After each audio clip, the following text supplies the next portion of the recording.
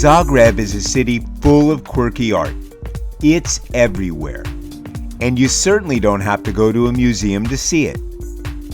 Here you might choose to go to a museum for something else, like maybe the Museum of Broken Relationships. Well, kind of a small world. This museum used to be in Los Angeles, and I always wanted to go there. So here I am in Zagreb, and I see that it's here. Maybe this museum and I were meant for each other. Or maybe not. It is exactly what it sounds like. This museum memorializes the loss we all know as part of the human condition in exhibits ranging from the hilarious to the heartbreaking.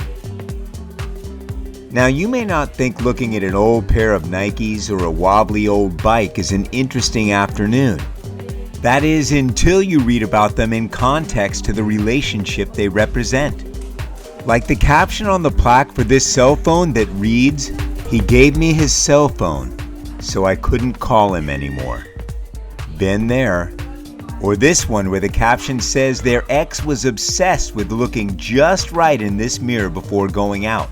And it was only after the breakup that they pieced together they'd been trying to glow up for someone else. Ouch. Some of the exhibits made me laugh out loud. Like the toaster of vindication. That'll teach them. How are you going to toast bread now? And this sweater that someone knitted to look like they felt about their cheating ex. I just love how shooting ranges have targets where you're shooting at the person's back. Classic. This was done in LA, by the way. It's amazing to see what some people think is okay behavior in a relationship. Like the guy that gave this book to his recently pregnant wife. Don't let the door hit you on the way out, buddy.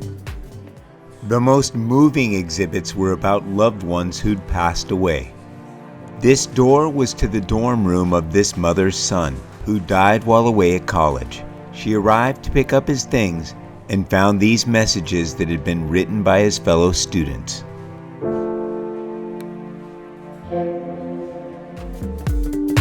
Some were just plain creepy. Hair, scabs, and don't even get me started on these. But if I had to pick a favorite, for the sheer poetry alone, I'd have to go with the submission from Slovenia, the Mad Divorce Day Dwarf.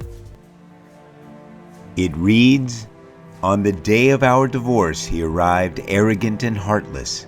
The garden dwarf was closing the gate my ex had destroyed years ago.